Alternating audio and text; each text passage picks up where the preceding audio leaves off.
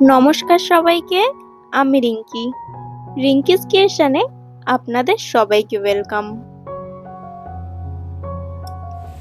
এখন বর্ষাকাল। এই বর্ষার সময় আমাদের মতন ছাদ বাগানিরা কিন্তু বিভিন্ন সমস্যায় পড়ে থাকি। তার মধ্যে অন্যতম একটি বড় সমস্যা হলো টবে জল জমা।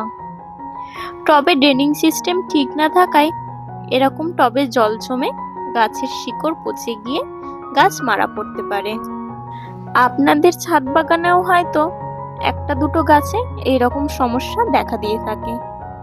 এই সমস্যার সমাধান কি তা নিয়েই আজকের ভিডিওটি সম্পূর্ণ দেখুন, আশা করছি ভালো লাগবে। এবং রিঙ্কিস ক্রিয়েশনকে যদি এখনো সাবস্ক্রাইব না করে থাকেন তাহলে অবশ্যই চ্যানেলটিকে সাবস্ক্রাইব করে আমার পাশে থাকবেন।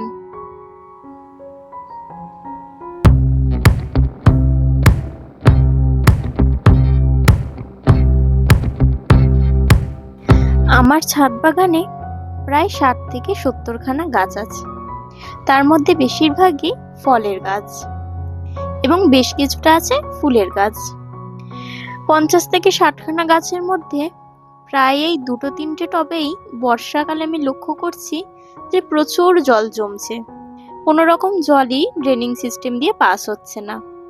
তাই আমি এখানে একটি পেরেক জাতীয় জিনিস নিয়ে টবের তলায় যে ড্রেনিং সিস্টেমগুলো করা আছে সেইগুলিকে একটু খুশে দিচ্ছি যাতে জল বেরিয়ে যায় ভালোভাবে।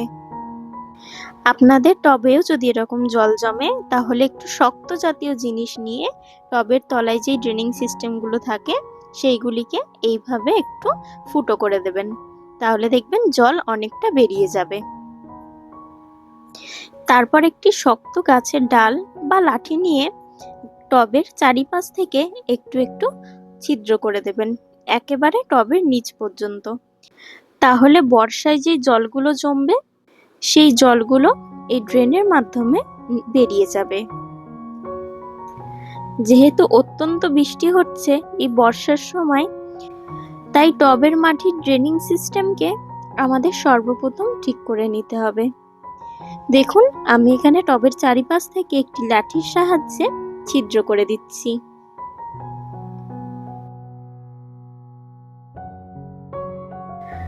টবের মাটিতে জল জমলে কিন্তু সর্বপ্রথম যে সমস্যাটি চোখে পড়ে সেটি হলো ফাঙ্গাসের আক্রমণ। গাছের গোড়ায় যেহেতু জল জমেছিল তাই ফাঙ্গাস আক্রমণ যাতে না করতে পারে সেই জন্য আমি গাছে স্প্রে করছি সাফ, এবং সাফ ফাঙ্গিসাইডের সঙ্গে আমি ব্যবহার করছি জৈবিক কীটনাশক কাকা, এবং তার সঙ্গে ব্যবহার করছি নিম অয়েল। এই 3টি জিনিস আমি একসঙ্গে জলে মিশিয়ে গাছে স্প্রে করব। তবে এক্ষেত্রে বলে রাখি, জৈবিক কীটনাশক কাকা, নিম অয়েল এবং সাফ এদের যা পরিমাণ তার থেকে আমি এখানে অর্ধেক পরিমাণ ব্যবহার করব। সাফ ফাঙ্গিসাইডের পরিমাণ হলো 1 লিটার জলে 1 চামচ, কিন্তু আমি এখানে 2 লিটার জলে 1 চামচ ব্যবহার করছি। জৈবিক কীটনাশক কাকার পরিমাণ হলো 1 লিটার জলে 20 ফোঁটা, আর আমি এখানে 2 লিটার জলে 20 ফোঁটা ব্যবহার করছি।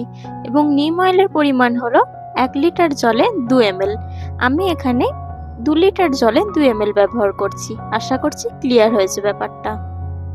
বর্ষাকালে কিন্তু গাছের গোড়ায় জল জমুক চাই না জমুক, গাছে ফাঙ্গিসাইড স্প্রে করা কিন্তু অত্যন্ত গুরুত্বপূর্ণ, কারণ এই বর্ষার সময় গাছে ফাঙ্গাসের আক্রমণটা বেশি দেখা যায়, এবং ফাঙ্গাসের আক্রমণের ফলে এই বর্ষাতে আমাদের প্রচুর গাছও মারা পড়ে। তাই অবশ্যই এই বর্ষার সময় মাসে 2 বার করেও অন্তত ফাঙ্গিসাইড আপনারা অবশ্যই গাছে স্প্রে করুন। এবং আমি এখানে সাফ, কাকা এবং নিম অয়েল এই 3টে জিনিসেরই একসঙ্গে ব্যবহার করলাম। আপনারা চাইলে এটি আলাদা আলাদাও ব্যবহার করতে পারেন, সেক্ষেত্রে একই কাজ দেবে। কাকা, নিম অয়েল এবং সাফ ফাঙ্গিসাইডের বিস্তারিত ভিডিও আমার চ্যানেলে আপলোড করা আছে, আপনারা চাইলে গিয়ে সেই ভিডিওটি অবশ্যই একবার করে দেখে আসবেন। তাহলে আপনাদের ধারণা হয়ে যাবে যে যদি এগুলোকে আলাদা আলাদাভাবে ব্যবহার করা যায় তাহলে এটি আপনারা কিভাবে ব্যবহার করবেন এবং এইগুলোর গুণমান কি। আমি এই ভিডিওতে এগুলো নিয়ে আর বিস্তারিত আলোচনা করলাম না, তাহলে ভিডিওটি অনেক লম্বা হয়ে যাবে। এই বর্ষাতে কিন্তু আমার ছাদ বাগান একেবারে সবুজে ভরে উঠেছে। আপনাদের ছাদ বাগানের এই বর্ষার কি অবস্থা আমাকে কমেন্ট করে কিন্তু অবশ্যই জানাবেন। কদিন আগে যেই শসা গাছগুলো লাগিয়েছিলাম সেগুলো দেখুন, বর্ষার জল পেয়ে আজ একরকম কাল একরকম, এবং এই শসা গাছগুলোতে ফুলও চলে এসেছে। আর কিছুদিনের মধ্যেই শসা হবে, এবং এই বকফুল গাছগুলোর তো কোনো তুলনাই হয় না। 1 মাস আগে গাছগুলো লাগিয়েছিলাম, এখন তার চেহারা পুরোপুরি অন্যরকম। আপনারা অনেকেই আমাকে কমেন্ট করে জিজ্ঞাসা করেন যে এই গাছগুলি আমার এত তাড়াতাড়ি কি করে বড় হয়। আমার ছাদ বাগানের গাছগুলি এত দ্রুত বড় হওয়ার পিছনে কি কারণ তা নিয়েও কিন্তু আমি একটি ভিডিও তৈরি করেছি, তারও লিংক আমি ডেসক্রিপশনে দিয়ে দেবো। আপনারা চাইলে সেই সিক্রেট রাজটা কিন্তু জেনে আসতে পারেন। আশা করছি সেই ভিডিওটাও আপনাদের ভীষণ ভালো লাগবে।